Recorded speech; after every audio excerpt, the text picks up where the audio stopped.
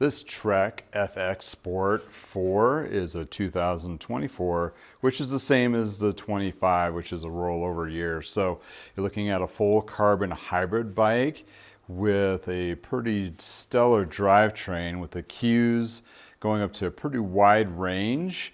It is a 1x, and also it is all carbon, for carbon with internal cabling with Shimano hydraulic disc brakes.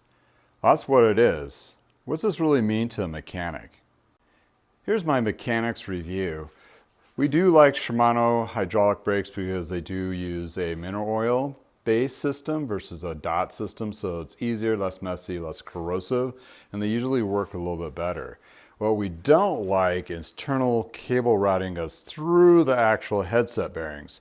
These make it very problematic for switching out cables and so forth, but for the rider, it does make it look like more sleek look and fast appeal to it and more modern, but it is a technical hassle. So if you buy a bike like this, when you have to have repairs done, it's going to be a little more costly.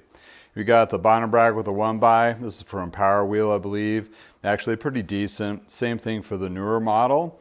The full carbon frames Trek has been known for. This is the 400 series, which is actually pretty decent with a carbon fork. It does have a through axle design, which is actually taking your traditional hub and switching it with a through axle style pin. The upper version of this is $1,500 more, comes with a carbon wheel set and a 12-speed versus a 10-speed system with Qs here. This particular shifter is a pretty new design from Shimano, pretty decent, but I have noticed it has some qualities of, a little bit of wiggle to it, but it does work and perform pretty well.